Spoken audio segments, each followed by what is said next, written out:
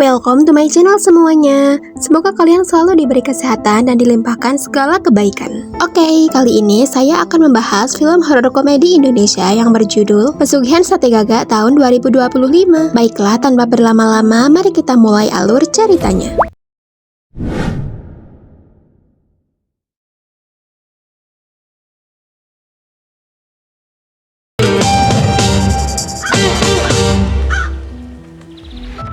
Film diawali dengan seorang pemuda yang bernama Anto yang bekerja sebagai pelayan warung makan. Lagi-lagi ia dihampiri oleh kedua sahabatnya yang bernama Dimas dan Indra. Di bawah nasi nih, apa? Tok, ini ayamnya kedinginan toh, tak selimutin. Ya ampun, Dim, usaha temen lo masih dimaling aja. Moralmu tuh di mana moral? Dimas dan Indra kedapati mencuri lauk karena faktor ekonominya yang pas-pasan. Namun, Anto berhasil memergokinya dan mereka pun akhirnya mengembalikan lauk tersebut.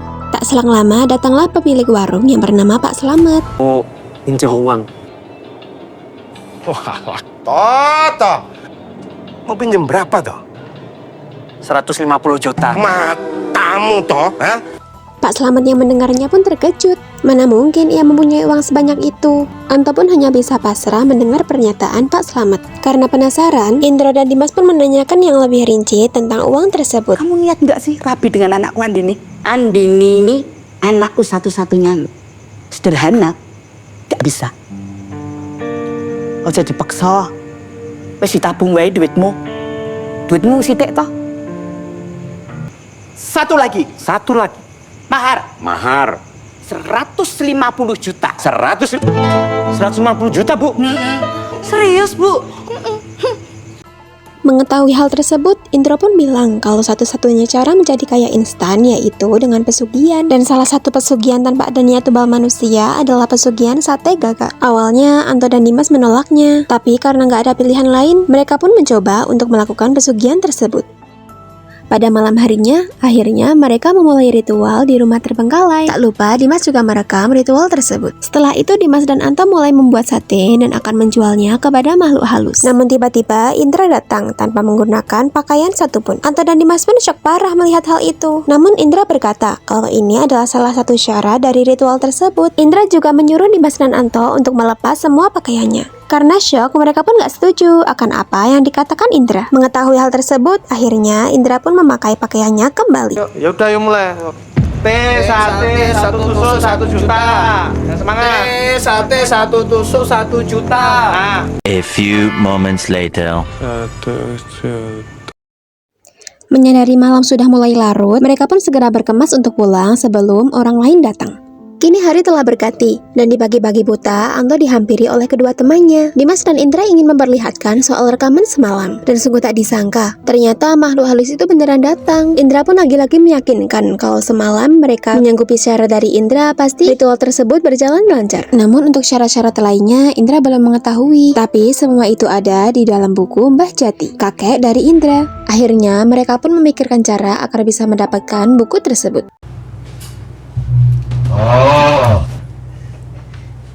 Dan kalian belum pantas untuk mendapatkan buku itu.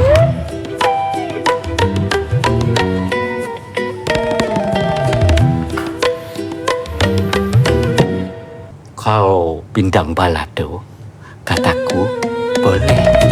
Kalau begitu, bukunya juga boleh? Enggak boleh. Ternyata mereka paham kalau Mbah Jati tidak akan memberikan buku tersebut ke sebarang orang. Maka dari itu, nasi pindang yang tadi Anto bawa adalah level paling tinggi yang membuat Mbah Jati jadi sakit perut. Dan ketika Mbah Jati sedang buang hajat, mereka pun segera beraksi untuk mengambil buku tersebut. Akhirnya, setelah bertubi-tubi mengalami kendala, mereka pun berhasil menemukan buku tersebut.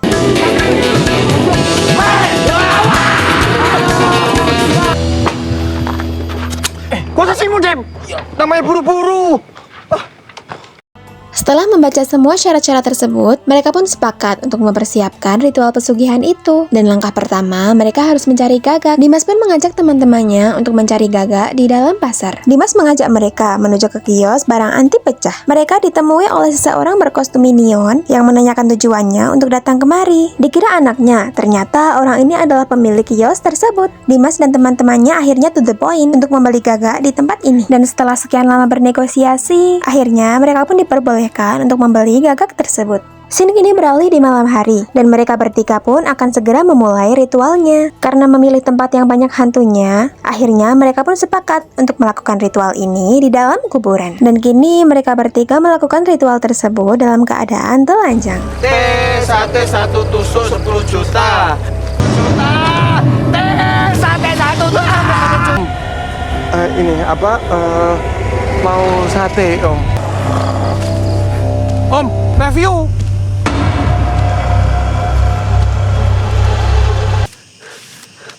Duit. Oh, duit. Di keesokan harinya, mereka pun segera merencanakan untuk persiapan ritual sate Gagak nanti malam. Namun tiba-tiba datanglah Andini untuk menanyakan kabar Anto. Andini ngambek karena Anto tidak pernah membalas chat dari dia. Namun, Anto berusaha untuk minta maaf dan menjelaskan segala kesibukannya. Ia juga meyakinkan kalau semua yang ia lakukan itu demi Andini.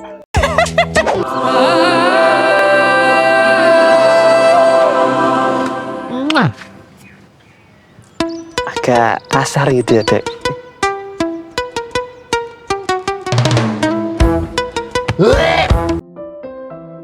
Scene kini beralih dengan persiapan Anto, Dimas, dan Indra untuk ritual selanjutnya. Anto mendapat bagian untuk meracik sate Gagak. Sedangkan Indra, ia akan menegosiasi harga Gagak dengan penjual berkostum minion tersebut. Dimas juga akan membuat gerobak agar barang-barang yang sudah dipersiapkan lebih mudah dibawa. Malam ini, mereka akan melanjutkan ritualnya di dalam pabrik terbengkalai. Mereka pun segera memulai ritualnya dengan melepas baju yang mereka kenakan. Sate 1 tusuk 20 juta. Oh, disikat toh? Waduh. Enggak. Enggak. Sampai sugih.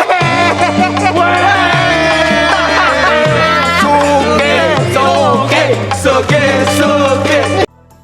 Setelah mereka melakukan pesugihan tersebut, kini kehidupan mereka berputar 180 derajat. Anto kini mempunyai mobil baru dan akan bersiap untuk melamar Andini. Sementara Indra kini ia bisa melunasi semua utangnya dan mendapatkan barang impiannya. Begitupun juga Dimas, ia memberi surprise kepada ibunya dengan merekrut beberapa karyawan host live agar mereka tidak perlu susah payah lagi. Mereka bertiga sangat menikmati kehidupan barunya. Mari merapat, jangan takut. Segera nikmati sate Gagak kami. Daging-daging ini diolah oleh chef berpengalaman, Chef Anto, 28 tahun. Ayo, silakan.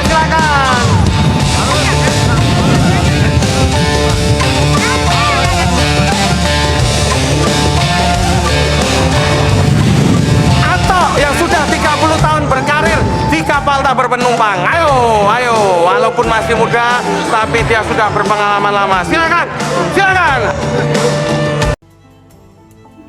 Kali ini banyak hantu yang datang untuk menikmati sate Gagak mereka. Hantu-hantu tersebut juga puas akan rasanya, hingga mereka pun terus minta nambah. Tapi sayangnya sate Gagak telah habis. Hantu-hantu tersebut tidak terima. Mereka kekeh tetap meminta sate Gagak yang lebih banyak. Dan karena ketakutan, akhirnya mereka pun kabur meninggalkan tempat tersebut.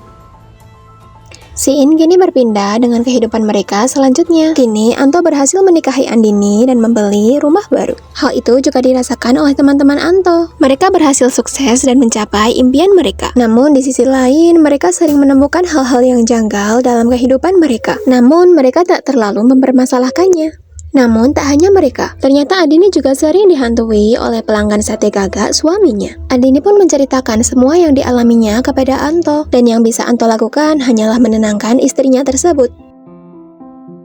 Di pagi harinya, Anto pun diajak oleh kedua rekannya untuk melakukan ritual nanti malam. Namun Anto menolaknya. Ia takut kalau Andini kenapa-napa karena ulahnya. Justru itu yang mereka mau, Dimas. Nek kita ritual meneh, kita jadi budak demit. Lah terus kenapa? Emangnya itu kamu apa? Udah juga toh? Ngomong apa kan? Lah, aku salah gak toh? Hah? Dra, aku salah, Dra. Wis. ket mau ritual ada kono. Sabar to. Iya aku ritual. Aku ritual karo Indra. Hah? Ya? Tabuk no. Nek bukan karena bumbu tuh rame satemu itu. Laku satemu itu. Wih, ngerasa paling kondang saiki. Oh iya. Wes, tak buktino tok. Kowe iki pecundang, balungan kere. Wis kene percaya karo aku. Scene kini memperlihatkan kondisi Andini yang semakin parah. Melihat kondisi istrinya tersebut, akhirnya Anto pun meminta bantuan kepada orang pintar yang kita sebut saja Abah. Abah pun berkata, untuk melepaskan gangguan tersebut, Anto juga harus melepaskan semua uang penghasilan dari sate kakak tersebut. Secepat mungkin, Anto harus segera membakarnya, dan mereka pun sepakat untuk membakar uang tersebut nanti malam. Di sisi lain, malam itu Dimas dan Indra akan memulai ritual. Tanpa Anto, kali ini Dimas lah yang akan membuat resep tersebut. Tak selang lama, datanglah pelanggan hantu yang akan membeli sate gagak mereka. Namun karena rasanya beda, hantu-hantu tersebut pun langsung pergi tanpa membayar Indra dan Dimas. Tak selang lama, Anto pun menghubungi Indra. Anto berkata kalau ia butuh bantuan mereka.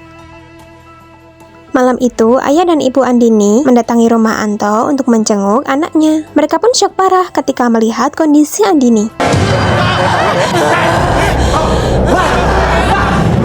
Tangan aku njaluk. Kowe lunga. Andini. Setelah melakukan pengusiran setan, akhirnya Andini pun siuman. Ia pun terkejut dan bertanya-tanya apa yang terjadi kepada dirinya. Namun, kengerian tak cukup sampai di sini.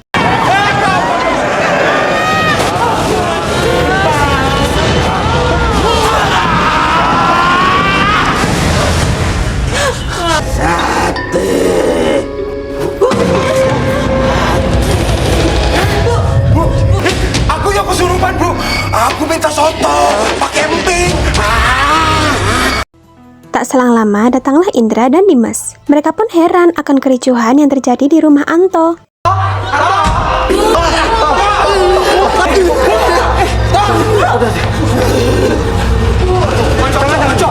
Diam kamu.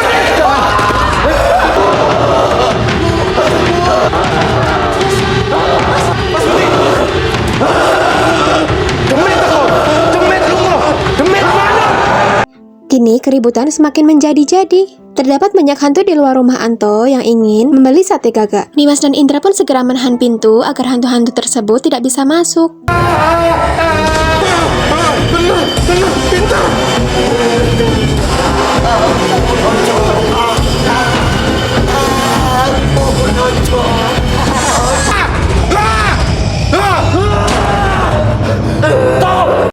Dan tepat pada waktunya, akhirnya korek tersebut berhasil menyala dan Anto segera membakar semua uang-uang tersebut. Bersamaan dengan hal itu, akhirnya sang ibu pun bisa sembuh dari kerasukannya dan hantu-hantu yang tadi pun langsung lenyap entah kemana. Anto pun segera minta maaf kepada istri dan mertuanya atas apa yang telah ia lakukan. Setelah mengalami percekcokan hebat, akhirnya mereka pun memaafkan Anto dan akan memulai semuanya dari awal lagi.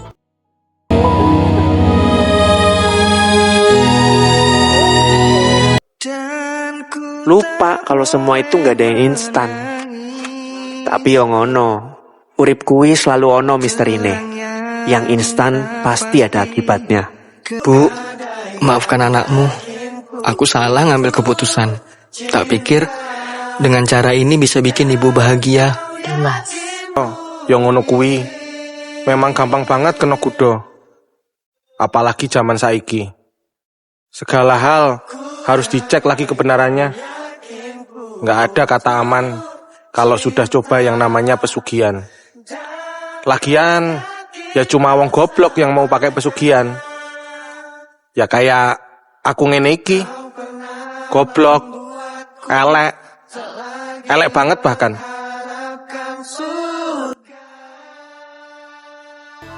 Bagaimana? Film yang seru sekali bukan? Silahkan tulis pendapat kalian di kolom komentar. Terima kasih telah menonton video ini. See you next video. Bye-bye.